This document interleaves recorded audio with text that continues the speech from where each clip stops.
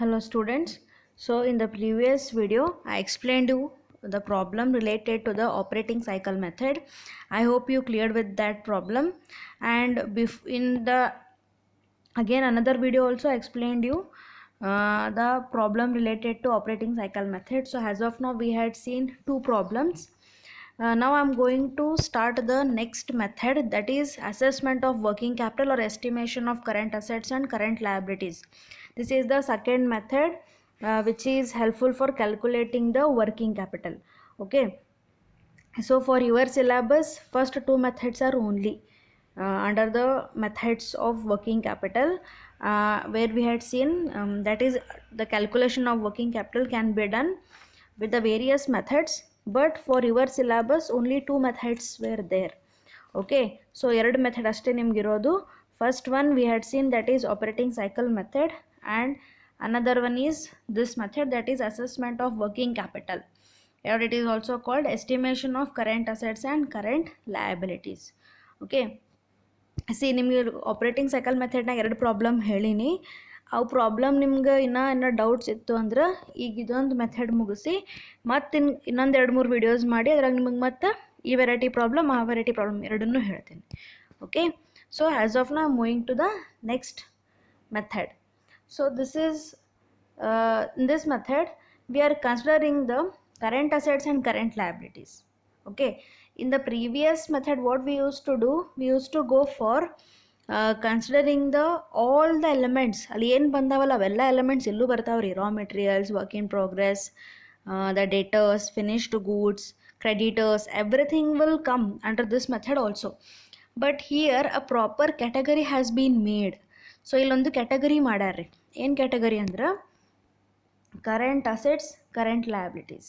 Okay, current assets, current liabilities ಅಂತ ಹೇಳಿ category ಮಾಡ್ಯಾರ. ನಮ್ಗೆ ಯಾವ ಕರೆಂಟ್ ಅಸೆಟ್ಸ್ ಆಗ್ತಾವ, ಯಾವ ಕರೆಂಟ್ ಲಯಬಿಲಿಟೀಸ್ ಆಗ್ತಾವ ಅಂಥೇಳಿ ಕ್ಯಾಟಗರಿ ಮಾಡಿ ಅದ್ರ ಪ್ರಕಾರ ನಾವೇನು ಮಾಡ್ತೀವಿ, ಇಲ್ಲಿ ಕ್ಯಾಲ್ಕುಲೇಷನ್ ಮಾಡ್ತೀವಿ, ವರ್ಕಿಂಗ್ ಕ್ಯಾಪಿಟಲ್ನ ಕ್ಯಾಲ್ಕುಲೇಷನ್ ಮಾಡ್ತೀವಿ. ಇದ್ರದ್ದೊಂದು ಫಾರ್ಮ್ಯಾಟು ಅದ, ನಿಮಗೆ ಟೆಕ್ಸ್ಟ್ ಬುಕ್ನಾಗ ಸಿಗ್ತದೆ ಅದು. Okay, I am going to explain that later. So as of now will see what is this method, what are the elements are included, and in the next video I will explain one problem on this. Okay, so let's start the main concept. See, according to this method the working capital is the axis of current assets over current liabilities. So working capital is nothing but what, very simple, you already know what is that, current assets over current liabilities. ನಿಮಗೆ ನಾ working capital first unit start ಮಾಡಿದಾಗೆ, sorry first basic concept start ಮಾಡಿದಾಗೆ ನಿಮಗೆ ನಾ ಹೇಳಿದ್ದೆ. So what is working capital? So working capital is nothing but current assets minus current liabilities. ಅಂದ್ರೆ ಒಂದು ಕಂಪನಿದು ಕರೆಂಟ್ ಅಸೆಟ್ಸ್ ಜಾಸ್ತಿ ಇರ್ತಾವೆ when we compare to current liabilities. Okay, so ಯಾವಾಗ ಕರೆಂಟ್ ಅಸೆಟ್ಸ್ ಜಾಸ್ತಿ ಆಗ್ತಾವಲ್ಲ ಅವಾಗ ಕಂಪನಿದು ವರ್ಕಿಂಗ್ ಕ್ಯಾಪಿಟಲ್ ಪಾಸಿಟಿವ್ ಬರ್ತದೆ ರೀ. ಸೊ ವರ್ಕಿಂಗ್ ಕ್ಯಾಪಿಟಲ್ ಕ್ಯಾಲ್ಕುಲೇಷನ್ ಮಾಡೋದು ಇದು. Okay, and that is called positive working capital, and formula to calculate the working capital is what, that is current assets minus current liabilities. Okay, see here working capital can easily be forecasted by making the estimates of the amount of each component of current assets and current liabilities. So under this method here the working capital can be easily calculated by the company by considering the current assets and current liabilities related to that some components. Okay, so components ಅಂದ್ರೆ ಇವಾಗ ಏನು ನಿಮ್ಮ ಕಲ್ತಿರಲ್ಲ operating cycle ಮೆಥಡ್ನಾಗಿಂದು ಅವೇ ಕಾಂಪೊನೆಂಟ್ಸೇ ಇಲ್ಲಿ ಬರ್ತಾವೆ, ಮತ್ತು ಬೇರೆ ಏನು ಹೊರಗಿಂದ ಎಕ್ಸ್ಟ್ರಾ ಐಟಮ್ ಅಂತಿಲ್ಲ. ಎಕ್ಸ್ಟ್ರಾ ಅಂದ್ರೆ ನಿಮಗೆಲ್ಲ ಗೊತ್ತಿರೋವಂಥ ಐಟಮ್ಸನ್ನೇ ಅವನ್ನ ಯೂಸ್ ಮಾಡಿ ಹೆಂಗೆ current assets, current liabilities, that is how they are using those things and calculating the working capital, that we are going to see. See, another one thing I have to tell you, you already familiar with the items of current assets and current liabilities. You already know current assets ಅಂದರೆ ಯಾವ category ಅಂದ್ರೆ ಆ ಕ್ಯಾಟಗರಿನಾಗ ಏನೇನು ತೊಗೋತೀವಿ ನಾವು, ಹೌದಿಲ್ರಿ? ಒಂದು ಕಂಪ್ನಿದು ನೀವು ಆಲ್ರೆಡಿ ಬ್ಯಾಲೆನ್ಸ್ ಶೀಟ್ ಪ್ರಿಪೇರ್ ಮಾಡಿದವರಿದ್ದೀರಿ. ಸೊ ಕರೆಂಟ್ ಅಸೆಟ್ಸನ್ನು ಏನೇನು ತೊಗೋತೀವಿ ನಿಮ್ಗೆ ಆಲ್ರೆಡಿ ಗೊತ್ತದ. ಡೇಟರ್ಸ್ ತೊಗೋತೀವಿ, ಆಮೇಲೆ ಶಾರ್ಟ್ ಟರ್ಮ್ ಅಸೆಟ್ಸ್ ತೊಗೋತೀವಿ, ಇನ್ವೆಂಟ್ರಿ ತೊಗೋತೀವಿ, ಎಸ್ ಪ್ರೀಪೇಯ್ಡ್ ಇದ್ರೆ ಪ್ರೀಪೇಯ್ಡ್ಸ್ ತೊಗೋತೀವಿ. Yes, so that we will take under the head of current assets. So current liabilities and ಏನು ಬರ್ತದೆ ರೀ, ಕ್ರೆಡಿಟರ್ಸ್ ಬರ್ತದೆ, ಬಿಲ್ಸ್ ಪೇಯಬಲ್ ಬರ್ತಾವೆ ರೀ, ಆಮೇಲೆ ಔಟ್ಸ್ಟ್ಯಾಂಡಿಂಗ್ ಏನಾರು ಇದು ಅಂದ್ರೆ ಔಟ್ಸ್ಟ್ಯಾಂಡಿಂಗ್ಸ್ ಬರ್ತಾವೆ. ಸೊ ಈ ಥರ ಶಾರ್ಟ್ ಟರ್ಮ್ ಲೋನ್ಸ್ ತೊಗೋತೀವಿ. ಈ ಥರ ನಾವು ಕರೆಂಟ್ ಲಯಬಿಲಿಟೀಸನ್ನು ಕನ್ಸಿಡರ್ ಮಾಡ್ತೀವಿ. Okay, so these things only consider for calculating the working capital here. C the procedure for estimating the components. So procedure ಇಲ್ಲಿ ಒಂದಿಷ್ಟು ಕಾಂಪೊನೆಂಟ್ಸ್ ಇದಾವೆ. ಅದನ್ನು ಮತ್ತೆ ನೀವು ಸಪ್ರೇಟಾಗಿ ಎಸ್ಟಿಮೇಷನ್ ಮಾಡಬೇಕು. ಅದನ್ನು ಎಸ್ಟಿಮೇಷನ್ ಮಾಡಿದರೆ ನಿಮಗೆ ವರ್ಕಿಂಗ್ ಕ್ಯಾಪಿಟಲ್ ರಿಕ್ವೈರ್ಮೆಂಟ್ ಈಸಿಲಿ ಗೊತ್ತಾಗ್ತದೆ. Okay, see the procedure for estimating the working capital is as follows. So what are the components are there here for estimating the working capital? Here you can see 7 items are there. Okay, 7 components are there. Which are those? Stock of raw materials, stock of work in progress, stock of finished goods, sundry debtors, cash and bank balances, sundry creditors, outstanding expenses. See, ಇವೆಲ್ಲ ನಿಮಗೆ ನೋಡಿದ್ರೆ ಏನು ಅನ್ನಿಸ್ತಾರೆ? ಇವ್ಯಾವ ನಿಮ್ಗೆ ಹೊರಗಿನ item ಅವರಿ, ಎಲ್ಲನೂ familiar ಅವ, ಹೌದಿಲ್ರಿ? Working capital so calculation ಮಾಡ್ಲಿಕ್ಕೆ ಏನು ಬೇಕು ನಿಮ್ಗೆ ಗೊತ್ತವ. ಸೊ ರಾ ಮೆಟೀರಿಯಲ್ಸ್ ಗೊತ್ತದ ರೀ, ಫಿನಿಶ್ಡ್ ಗೂಡ್ಸ್, ಆಮೇಲೆ ವರ್ಕ್ ಇನ್ ಪ್ರೋಗ್ರೆಸ್. ಎಸ್, ಇವು ಮೂರೂ ಕೂಡಿಸಿನ ಏನಂತ ನಾವು ಯೂಶ್ವಲಿ ಹೇಳ್ತೀವಿ ಅಂದ್ರೆ ಇನ್ವೆಂಟ್ರಿ ಅಂತ ಹೇಳಿ. Okay, so raw materials, work in progress, finished goods, these 3 are called as and 3 are mixed up as a inventory or stock. Okay, stock ಅಥವಾ ಇನ್ವೆಂಟ್ರಿ ಅಂತ ತೊಗೊಂಡಾಗ ಅದ್ರಾಗ ರಾ ಮೆಟೀರಿಯಲ್ಸ್ ಬರ್ತದೆ, ವರ್ಕ್ ಇನ್ ಪ್ರೋಗ್ರೆಸ್ ಬರ್ತದೆ, finished goods ಬರ್ತದೆ. Okay, apart from that C next sundry debtors and cash and bank balances. So sundry debtors, bank balance as well as cash balance which are available in the hands of company, these things will be coming under the category of current assets. Yes, current assets ಇವೆಲ್ಲ ಬರ್ತಾವ್ರಿ. ಮತ್ತು current liabilities ಯಾವ್ದ್ರಿ ಇಲ್ಲಿ ಅಂತಂದ್ರೆ sundry creditors and outstanding expenses. These two will come under the category of current liabilities. Understood? So that's why these are some of the components which are helpful for calculating the working capital of any company. So ನಾವು ಈಗ ಮುಂದೆ ನಾವು ಏನು procedure ನೋಡ್ತೀವಿ ಅಂದ್ರೆ ಇದನ್ನು ಯಾವ ರೀತಿ ಕ್ಯಾಲ್ಕುಲೇಟ್ ಮಾಡಬೇಕು. ಯಾಕಂದರೆ ಇಲ್ಲಿ ನಾವು ಇದು ಆಪ್ರೇಟಿಂಗ್ ಸೈಕಲ್ದು ಕಾನ್ಸೆಪ್ಟು ಒಂದು ಸ್ವಲ್ಪ ಇಲ್ಲಿ ಅಪ್ಲೈ ಆಗ್ತದೆ ರೀ. ಯಾಕಂದ್ರೆ ಅಲ್ಲಿ ನಾವು ನೋಡಿದ್ವಿ. ಸೊ ಅವೆಲ್ಲ ಕನ್ಸಿಡರ್ ಮಾಡಿ ಪಿರಿಯಡ್ ತೆಗಿತಿದ್ವಿ. ಒಂದು ಸ್ಟಾಕ್ ಎಷ್ಟು ದಿನ ನಾವು ಸ್ಟೋರ್ ಮಾಡ್ತಿದ್ವಿ, ಫಿನಿಶ್ಡ್ ಗೂಡ್ಸ್ ಆದಮೇಲೆ ಅವು ಎಷ್ಟು ದಿನ ಸ್ಟೋರ್ ಮಾಡ್ತಿದ್ವಿ, and raw materials into finished goods ಆಗಲಿಕ್ಕೆ ಒಂದು ಪ್ರೊಸೆಸ್ ಟೈಮಿಂಗ್ ಇರ್ತದೆ, ಅದು ಎಷ್ಟು ದಿನ ತೊಗೋತಿತ್ತು. ಡೆಟರ್ಸಿಗೆ ಉದುರಿ ಮಾರಾಟ ಮಾಡ್ತೀವಿ, ಅವ್ರು ನಮಗೆ ಕಲೆಕ್ಷನ್ ಅಂದರೆ ನಾವು ಅವ್ರ ಕಡೆ ನಮ್ಮ ದುಡ್ಡು ವಾಪಸ್ ಇಸ್ಕೋಬೇಕು ಅಂತಂದ್ರೆ ಅದಕ್ಕೆ ಎಷ್ಟು ಟೈಮ್ ಪೀರಿಯಡ್ ತೊಗೋತಿದ್ವಿ. ನಾವು ಕ್ರೆಡಿಟರ್ಸಿಗೆ ಪೇಮೆಂಟ್ ಮಾಡಲಿಕ್ಕೆ ಎಷ್ಟು ಟೈಮ್ ಪೀರಿಯಡ್ ಆಗ್ತಿತ್ತು. ಈ ಥರ ನಾವು ಪ್ರತಿಯೊಂದು ಟೈಮ್ ಪೀರಿಯಡ್ ಕ್ಯಾಲ್ಕುಲೇಟ್ ಮಾಡ್ತಿದ್ವಿ. Yes, so operating period calculation ಮಾಡ್ತಿದ್ವಿ. ಆಮೇಲೆ ನಾವು ಏನು ಮಾಡ್ತಿದ್ವಿ, ಫೈನಲಿ ವರ್ಕಿಂಗ್ ಕ್ಯಾಪಿಟಲ್ ಕ್ಯಾಲ್ಕುಲೇಟ್ ಮಾಡ್ತಿದ್ವಿ ಆ ಮೆಥಡ್ ಯೂಸ್ ಮಾಡಿ. ಓಕೆ, ಸೊ ಇಲ್ಲಿನೂ ಅದೇ ಥರ ಇದಕ್ಕೆ ಏನೇನು ಇದಾವಲ್ಲ ಪ್ರತಿಯೊಂದಕ್ಕೂ ಫಾರ್ಮುಲಾ ಇದಾವೆ ರೀ. ಫಾರ್ಮುಲಾ ಇದಕ್ಕವ ಅಂತಂದ್ರೆ to calculate that amount. Okay, so to calculate that amount which are helpful for the forecasting of working capital. So let's see in detail one by one components. First component, stock of raw material. See, raw material ಬಗ್ಗೆ ಏನು ಹೇಳ್ತಾರೆ ನೋಡ್ರಿ ಇಲ್ಲಿ. For continuous and smooth production, raw material are to be kept in the store. Yes, very true. So ಮಾರ್ಕೆಟ್ನಾಗಿಂದ demand ಯಾವಾಗ ಬರ್ತದೆ ಯಾವಾಗ ಇರೋಂಗಿಲ್ಲ ಹೇಳಲಿಕ್ಕೆ ಬರೋದಿಲ್ಲ ರೀ. ಬಟ್ ಅಚಾನಕ್ ಡಿಮಾಂಡ್ ಬಂತು ಅಂದ್ರೆ ನಿಮ್ಮ ಹತ್ರ ಪ್ರಾಪರಾಗಿ ರಾ ಮೆಟೀರಿಯಲ್ ಸ್ಟೋರೇಜ್ ಇರಬೇಕು. ಕಂಪನಿ ಏನು ಮಾಡ್ತಾರೆ, ಟು ಬಿ ಪ್ರಿಕಾಷನ್, ಇದು ಪ್ರಿಕಾಷನ್ ಅಂಥೇಳಿ ಮುನ್ನೆಚ್ಚರಿಕೆ ಅಂಥೇಳಿ ಒಂದಿಷ್ಟು ಯೂನಿಟ್ಸನ್ನು ಯಾವಾಗಲೂ ಸ್ಟೋರ್ ಮಾಡ್ತಿರ್ತಾರೆ. So either company may have demand or not, but even though they will be storing some of the raw materials in their warehouse. So warehouse ಅನ್ರಿ ಅಥವಾ ಅವ್ರದ್ದು ಮ್ಯಾನುಫ್ಯಾಕ್ಚರಿಂಗ್ ಯೂನಿಟ್ ಅಥವಾ ಸ್ಟೋರ್ ಹೌಸ್ ಅಂತ ಒಂದು ಇಟ್ಕೊಂಡಿರ್ತಾರೆ. ಅಲ್ಲೆಲ್ಲ ಬರೀ stock storage ಮಾಡ್ತಾರೆ. ಅಲ್ಲಿ ಮಿನಿಮಮ್ ಒಂದು ಸ್ವಲ್ಪನ ಇಟ್ಕೊಂಡಿರ್ತಾರೆ. ಎದಕ್ಕೆ ಇಟ್ಕೊಂಡಿರ್ತಾರೆ ಅಂದ್ರೆ because to run the activities very smoothly. Okay, to run the activities very smoothly company will go for maintaining some raw material. Second point, the average amount of stock of raw materials could depend the quantity of raw materials required for production during that period as well as upon the average time taken in obtaining fresh delivery. So ಇಲ್ಲವ್ರು ಏನು ಹೇಳಿದಾರಂದ್ರೆ the average amount of stock of raw materials. Raw material amount ನಾವು calculate ಮಾಡಲಿಕ್ಕೆ ಅದು ಏನೇನು main consider ಮಾಡ್ತೀವಿ ಅಂತಂದ್ರೆ the quantity of raw materials, yes ನಮ್ಗೆ ರಾ ಮೆಟೀರಿಯಲ್ಸ್ ಎಷ್ಟು ಬೇಕು, okay, and the price obviously, and apart from that the time here. ಯಾಕಂದ್ರೆ ನಾವು ಈಗ ಆರ್ಡರ್ ಪ್ಲೇಸ್ ಮಾಡಿದ್ಕೊಳ್ಳಿ ಇಮಿಡಿಯೇಟ್ಲಿ ನಾಳೆನೇ ಬಂದುಬಿಡುತ್ತಿಲ್ಲ ರೀ ನಮ್ಮ ರಾ ಮೆಟೀರಿಯಲ್ಸ್. ಇವಾಗ ನಂಗೆ ಬೇಕಾಗ್ಯದಪ್ಪ ರಾ ಮೆಟೀರಿಯಲ್ಸ್ ಅಂಥೇಳಿ ಇವತ್ತು ಆರ್ಡರ್ ಪ್ಲೇಸ್ ಮಾಡ್ತೆ 100 ಯೂನಿಟ್ಸ್, ನಾಳೆ ಕಳಿಸ್ಬಿಡ್ರಿ. ಅವ್ರ ಕಡೆ ಸ್ಟಾಕ್ ಇರಬೇಕಲ್ರಿ ಕಳಿಸ್ಲಿಕ್ಕೆ. So the time taken here, that is to be considered here. It may take 7 days, 15 days, 1 month, so like this. So time no or consider ಮಾಡ್ತಾರೆ. So that's why the time is to be considered here. See, you can see one formula here. Raw material is equal to, ಇದ್ರ formula ಏನು, raw materials ಇದ್ದು ಹೆಂಗೆ calculate ಮಾಡ್ಬೇಕಂದ್ರೆ raw material is equal to units. So how many units they are in need, ಎಷ್ಟು units ಅವರು order ಮಾಡ್ಬೇಕಂತ ಮಾಡ್ಯಾರ, into price of materials per unit. So price of materials, so per material cost, ಒಂದು ಯೂನಿಟದ್ದು one ಯೂನಿಟದ್ದು ಎಷ್ಟು price ಅದ ಅಂತ ಹೇಳಿ ಕನ್ಸಿಡರ್ ಮಾಡೋದು. Price of material per unit into period of stock required. Period of stock is nothing but what? So what is the time taken by them? ಈಗ order place ಮಾಡಿದ್ಕೊಳ್ಳಿ immediately ಬರೋದಿಲ್ಲ, so time ಇರ್ತದೆ, ಎಷ್ಟು ಟೈಮ್ನಾಗ ಬರ್ತದೆ.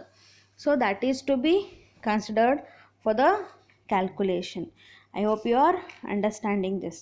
So time taken is also very very important. So that is to be considered. ಅಂದರೆ ಎಷ್ಟು time period ತನಕ ರಾ ಮೆಟೀರಿಯಲು ಇರ್ತದೆ ಅವ್ರ ವೇರ್ ಹೌಸ್ನಾಗ ಅಥವಾ ಸ್ಟೋರೇಜ್ ಹೌಸ್ನಾಗ, ಅದನ್ನು ಕನ್ಸಿಡರ್ ಮಾಡಬೇಕು. Next, stock of work in progress. So work in progress is nothing but the work is in progress going on. Okay, so ಈ work in ಪ್ರೋಗ್ರೆಸ್ನಾಗ ನಾವು ಮೇನ್ 3 ಎಲಿಮೆಂಟ್ಸ್ ಕನ್ಸಿಡರ್ ಮಾಡ್ತೀವಿ. Which are those 3 elements is raw materials, wages, overheads. You already know this. So raw materials, wages, overheads. So work in progress ಅಂದರೆ ಈಗ conversion process ಅಂತ ಹೇಳ್ಬೋದು ರೀ ನಾವು. So ಏನು ಮಾಡ್ತೀವಿ ನಾವು, ಫಸ್ಟ್ ಏನು ಬೇಕು ರೀ, ರಾ ಮೆಟೀರಿಯಲ್ಸ್ ಬೇಕು. ಸೊ ರಾ ಮೆಟೀರಿಯಲ್ಸನ್ನು ಸುಮ್ಮನೆ ಹಾಗೆ ಇಡ್ಲಿಕ್ಕೆ ಬರೋಲ್ಲ, ಅದನ್ನು ಕನ್ವರ್ಟ್ ಮಾಡ್ಬೇಕಂದ್ರೆ ನಮ್ಮ ಹತ್ರ ಒಂದಿಷ್ಟು ಇಕ್ವಿಪ್ಮೆಂಟ್ಸ್ ಬೇಕು. ಎಸ್, ಮೆಷಿನರಿ ಅಂತ ಏನು ಇರ್ತಾವೆ ಅವೆಲ್ಲ. ಸೊ ಅವೆಲ್ಲ ಯೂಸ್ ಮಾಡ್ತೀವಿ ನಾವು. ಆಮೇಲೆ ಏನು ಮಾಡ್ತೀವಿ ರೀ, ಅವನ್ನೆಲ್ಲ ವರ್ಕ್ ಮಾಡ್ತಾರಲ್ಲ, ಯಾರು ನಮ್ಮ ಹತ್ರ ಲೇಬರ್ಸ್ ಅಂತ ಇರ್ತಾರಲ್ಲ, ಅವ್ರಿಗೆ ನಾವು ಏನು ಪೇಮೆಂಟ್ ಮಾಡ್ತೀವಿ, ವೇಜಸ್ ಪೇಮೆಂಟ್ ಮಾಡ್ತೀವಿ. ಎಸ್, ಸೊ ಅವ್ರಿಗೆ ನಾವು ವೇಜಸ್ ಪೇಮೆಂಟ್ ಮಾಡಬೇಕು. ಸೊ ಹಾಗಾಗಿ ಇವೆಲ್ಲ ಇಂಪಾರ್ಟೆಂಟ್ ಇರ್ತಾವೆ ರೀ. ಸೊ ಇದನ್ನು ಕನ್ಸಿಡರ್ ಮಾಡಬೇಕು. ಸೊ ವರ್ಕ್ ಇನ್ ಪ್ರೋಗ್ರೆಸ್ನಾಗ ಈ 3 ಎಲಿಮೆಂಟ್ಸ್ ಕನ್ಸಿಡರ್ ಮಾಡ್ತಾರೆ. One is raw materials, wages and overheads. You already know this. Okay, next is what, in order to determine the stock or work in progress, we must find out the time period for which the inputs will be in process of production. That is nothing but you 3 consider ಮಾಡಬೇಕು. ಪ್ರೈಸನ್ನು 3ದ್ರದ್ದು consider ಮಾಡಬೇಕು. ಆಮೇಲೆ ಈ conversion process time ಎಷ್ಟು ತಗೋತದೆ. ಒಂದು ನಿಮ್ಗೆ ನಾವು ಹೇಳಿದ್ದೆ ಹಿಂದಿಂದ್ರಾಗೂ. ಸೊ ಒಂದೊಂದು material finished good, the raw material will be converted into finished goods and the time may take a long or short. Short ಅಂದ್ರೂ 2 days 3 days ಈ ಥರ ಇರ್ಬೋದು ರೀ. ಲಾಂಗ್ ಅಂದ್ರೆ ಭಾಳ ದಿನ ಹೋಗ್ತದೆ. You already seen, I can say 10 days 15 days. So like this. So ಇಲ್ಲಿನೂ ಕನ್ವರ್ಷನ್ ಆಗಲಿಕ್ಕೆ ಎಷ್ಟು ಟೈಮ್ ತೊಗೋದು ಅದನ್ನು ಕನ್ಸಿಡರ್ ಮಾಡ್ತೀವಿ. So here to determine the stock of work in progress, we must find out the time period for which the inputs will be in process of production. So ಎಷ್ಟು time ತೊಗೋತದೆ production ಆಗಲಿಕ್ಕೆ, ಅಂದರೆ convert ಆಗಲಿಕ್ಕೆ, ಅದನ್ನು ನಾವು ನೋಡಬೇಕು. one note you can see here at the down I have written here, when wages and overheads acquire even during the period of production is in process. So ಯಾವಾಗ wages overheads ನಾವು consider ಮಾಡ್ತೀವಿ, the production process will be throughout the year, continuous ನಡೀತಾನೇ ಇರ್ತದೆ ರೀ. Okay, ಹಾಗಿದ್ದಾಗ ಇದೊಂದು formula ಅದೇನ. Okay, ಹಾಗಿದ್ದಾಗ ನಾವೇನು ಮಾಡಬೇಕು, then only half of the wages and overheads is to be consider for the calculation of cost of work in progress. I am repeating this year. ಯಾವಾಗ ನಮ್ಮದು production process continuous throughout the year ನಡೀತಿರ್ತದೆ, continuous ನಡೀತಿರ್ತದೆ, ಅವಾಗ full period ನಡೀತಿರ್ತದಲ್ಲ, so ಅವಾಗ ನಾವೇನು ಮಾಡ್ತೀವಿ, only half of the wages and overheads is to be considered for the calculation of cost of work in progress. Okay, so this is one formula only. ಅದು ಫಾರ್ಮುಲಾನೇ ಅದ ರೀ. Problem ಹೇಳೋ ಮುಂದಾಗ ಇದನ್ನು ಎಕ್ಸ್ಪ್ಲೇನ್ ಮಾಡ್ತೀನಿ ಮತ್ತು ನಿಮಗೆ. ಯಾವಾಗ ಕಂಟಿನ್ಯೂಸ್ ನಡೀತಿರ್ತದ, ಪೀರಿಯಡ್ ಫುಲ್ ನಡೀತದ ಪ್ರೊಡಕ್ಷನ್ ಅಂದ್ರೆ ಆ ಟೈಮ್ನಾಗ ವೇಜಸ್ ಮತ್ತು ಓವರ್ ಹೆಡ್ಸನ್ನು ನಾವು ಹಾಫ್ ಆಗಿ ಕನ್ಸಿಡರ್ ಮಾಡ್ತೀವಿ. Okay, sometimes they will be giving the time period and sometimes ಏನು ಮೆನ್ಷನ್ ಮಾಡಿಲ್ಲ ಅಂದರೆ ಹಾಫ್ ಅಂತ ನಾವು ಕನ್ಸಿಡರ್ ಮಾಡಿ ತೊಗೋಬೇಕು. So main reason is what, production ಪ್ರೊಸೆಸ್ಸಿನ ಪೂರ್ತಿ ಮುಗಿದಿರಂಗಿಲ್ಲ, ಕಂಟಿನ್ಯೂಸ್ ನಡೀತಿರ್ತದೆ. ಹಾಗಾಗಿ ಮುಗಿಲಾರ್ದೆ ನಾವು ಫುಲ್ ತೊಗೊಳಂಗಿಲ್ಲ, ಅದಕ್ಕೆ ನಾವು ಹಾಫ್ ಅಂತ ಕನ್ಸಿಡರ್ ಮಾಡ್ತೀವಿ ಅಷ್ಟೇ ರೀ. Okay, next stock of finished goods. So finished goods ಅಂದರೆ ಇಲ್ಲಿ ಎಷ್ಟು ದಿನ ಫಿನಿಶ್ಡ್ ಗೂಡ್ಸ್ ಅಂದ್ರೆ ಕನ್ವರ್ಟ್ ಆಗಿ, ಫಿನಿಶ್ಡ್ ಗೂಡ್ಸಾಗಿ ಕನ್ವರ್ಟ್ ಆಗಿನೂ ಎಷ್ಟು ದಿನ ನಮ್ಮ ಹತ್ರ ಇರ್ತದೆ ಅದನ್ನು ಕನ್ಸಿಡರ್ ಮಾಡ್ಬೇಕು. See, the storage of finished goods would depend on expected sales, season, length of conversion process etcetera. So ನಾವು ಸ್ಟೋರೇಜ್ ಎಷ್ಟು ದಿನ ಮಾಡ್ತೀವಿ ಫಿನಿಶ್ಡ್ ಗೂಡ್ಸ್ ಅಂಥೇಳಿ depends upon various factors. The factors may be like the expected sales ಯಾವ ಥರ ಇರ್ತದೆ. ಒಂದೊಂದು ಪ್ರಾಡಕ್ಟ್ಸದ್ದು continuous sales ಇರ್ತದೆ ರೀ, ಒಂದೊಂದ್ರದ್ದು ಟೈಮ್ ಪೀರಿಯಡ್ ಮೇಲೆ ಇರ್ತವೆ. ಒಮ್ಮೆ ಜಾಸ್ತಿ ಸೇಲ್ ಇರ್ತದೆ, ಒಮ್ಮೆ ಕಡಿಮೆ ಸೇಲ್ ಇರ್ತದೆ. And sometimes it depends upon the season like ಈಗ ನೀವು ಅಂಬ್ರೆಲಾ ಏನಾರು ನೀವು ಪ್ರೊಡಕ್ಷನ್ ಮಾಡ್ತಿದ್ವಿ, ನಿಮ್ಮದು ಮ್ಯಾನುಫ್ಯಾಕ್ಚರಿಂಗ್ ಅಂಬ್ರೆಲಾ ಇತ್ತು ಅಂದ್ರೆ ಅಂಬ್ರೆಲಾ ಯೂಶ್ವಲಿ ಯಾವ ಟೈಮ್ನಾಗ ರೈನಿ ಸೀಸನ್ನಾಗ ಭಾಳ ಪ್ರಿಫರ್ ಮಾಡ್ತಾರೆ. ಆ್ಯಂಡ್ ಪ್ರಿಫರ್ ಮಾಡೋರು ಸಮ್ಮರ್ ಸೀಸನ್ನಾಗೂ ಪ್ರಿಫರ್ ಮಾಡ್ತಾರೆ ಟು ಪ್ರೊಟೆಕ್ಟ್ ಫ್ರಮ್ ದ ಸನ್ ಅಂಥೇಳಿ. ಓಕೆ, ಇವನ್ ರೈನ್ ಕೋಟ್ಸ್ ರೈನಿ ಸೀಸನ್ನಾಗೆ ಸ್ವಲ್ಪ ಡಿಮಾಂಡ್ ಇರ್ತದೆ ರೀ. ಹಾಗೆ ಸ್ವೆಟರ್ಸ್ ಇರ್ತಾವಲ್ಲ, ವುಲನ್ ಮೇಡ್ಸ್ ಸ್ವೆಟರ್ಸ್ ಇರ್ತಾವೆ, ಜಾಕೆಟ್ಸ್, ಅವಕ್ಕೆಲ್ಲ ಜಾಸ್ತಿ ಡಿಮಾಂಡ್ ನಾವು ನೋಡ್ಲಿಕ್ಕೆ ಸಿಗೋದಂದ್ರೆ ವಿಂಟರ್ ಸೀಸನ್ನಾಗ ನಿಮ್ಗೆ ಸಿಗ್ತದೆ, ಹೌದಿಲ್ಲ ರೀ. So it depends upon the season. Next is length of conversion process. So length ಅಂದರೆ ಕನ್ವರ್ಟ್, ನಮ್ಮದು ರಾ ಮೆಟೀರಿಯಲ್ಸ್ ಫಿನಿಶ್ಡ್ ಗೂಡ್ಸಾಗಿ ಕನ್ವರ್ಟ್ ಆಗಲಿಕ್ಕೆ ಏನು ಟೈಮ್ ಪೀರಿಯಡ್ ಅದ ಅದನ್ನು ಕನ್ಸಿಡರ್ ಮಾಡಬೇಕಾಗ್ತದೆ. Okay, next is finished goods represents both material cost and conversion charges. Yes, so material cost is nothing but what, so raw material cost and conversion charges that is nothing but overheads and labour. ಇವು ಮೂರನ್ನು consider ಮಾಡಬೇಕು finished goods ಒಳಗೆ. ಅವರಲ್ಲಿ ಕೊಟ್ಟಿರ್ತಾರೆ ಪ್ರಾಬ್ಲಮ್ನಾಗ ಯಾವ ಥರ ತೊಗೋಬೇಕಂತ ಹೇಳಿ, problem ಹೇಳೋ ಮುಂದೆ ಎಕ್ಸ್ಪ್ಲೇನ್ ಮಾಡ್ತೀನಿ. ಅಷ್ಟು ಪರ್ಸೆಂಟ್ ಅಥವಾ ಅಷ್ಟು ಅಮೌಂಟನ್ನ ತೊಗೋಬೇಕು. Okay, next sundry ಡೇಟರ್ಸ್. C, it is computed based on credit sales. So obviously credit sales ಯಾವಾಗ ಆಗ್ತದೆ ಅವಾಗೇ ನಮಗೆ ಸನ್ರಿ ಡೇಟರ್ಸ್ ಬರ್ತಾರೆ. ಕ್ಯಾಶ್ ಸೇಲ್ಸ್ ಆದಾಗ ಬರೋದಿಲ್ಲ, ಅವಾಗ ಡೈರೆಕ್ಟ್ಲಿ ಕಸ್ಟಮರ್ಸ್ ಆಗ್ತಾರೆ. ಸೊ ಈ ಕ್ರೆಡಿಟ್ ಸೇಲ್ಸ್ ಆದಾಗ ಸನ್ರಿ ಡೇಟರ್ಸ್ ಬರ್ತಾರೆ ರೀ. Next what happens, period of credit allowed in collecting the payments. So here for this we have to consider the credit sales happened, and apart from that the credit period given by the company to the debtors. credit period ಅಂದ್ರೆ ಅವ್ರಿಗೆ ಎಷ್ಟು time period ಕೊಟ್ಟಿರ್ತೀರಿ payment ಮಾಡಲಿಕ್ಕೆ, ಅಂದ್ರೆ ಅವ್ರು ನಿಮಗೆ payment ಮಾಡಬೇಕು, ನೀವು ಹೊರಗಡೆ ರಿಸೀವ್ ಮಾಡ್ಕೋತೀರಿ ಕಂಪ್ನಿದವ್ರು. Debtors may be calculated either at sale value or at cost. So ಡೆಟರ್ಸನ್ನು ಇಲ್ಲಿ ಎರಡು ಥರ ಕ್ಯಾಲ್ಕುಲೇಟ್ ಮಾಡ್ಬೋದು ಅಂತ ಹೇಳಿರ್ತಾರೆ. One is sale value, another one is at cost. It depends upon the problem I am going to tell you ನಾವು only. See, ಪ್ರಾಬ್ಲಮ್ನಾಗ ಅವ್ರು ನಮಗೆ ಸೇಲ್ ಪ್ರೈಸ್ ಮೇಲೆ ಕ್ಯಾಲ್ಕುಲೇಟ್ ಮಾಡಿರಿ ಅಂದ್ರೆ ಸೇಲ್ ಮೇಲೆ ಕ್ಯಾಲ್ಕುಲೇಟ್ ಮಾಡಬೇಕು ಅಂದ್ರೆ ಸೆಲ್ಲಿಂಗ್ ಪ್ರೈಸ್ ಮೇಲೆ, ಕಾಸ್ಟ್ ಪ್ರೈಸ್ ಮೇಲೆ ಮಾಡಿರಿ ಅಂದ್ರೆ ಕಾಸ್ಟ್ ಪ್ರೈಸ್ ಮೇಲೆ ಮಾಡಬೇಕಾಗ್ತದೆ. Next, if it is mention to calculate the amount of credit sales by considering sales value, then selling price is to be considered, which I already told you now. But if it is mentioned to calculate the amount of credit sales by taking cost ಮೇಲೆ consider ಮಾಡಿರಿ ಅಂತಂದ್ರೆ cost ಪ್ರೈಸನ್ನು apply ಮಾಡಬೇಕು. It depends ಅವ್ರು ಯಾವ information ಕೊಡ್ತಾರೆ, ಹೆಂಗೆ calculate ಮಾಡಂತ ಹೇಳ್ತಾರೆ, ಅದರ ಮೇಲೆ ನಾವು ಮಾಡಬೇಕು. C, formula based on sales value. So sales value ಮೇಲೆ ಕ್ಯಾಲ್ಕುಲೇಟ್ ಮಾಡಿರಿ ಅಂತ ಹೇಳಿದ್ರೆ what will be the formula?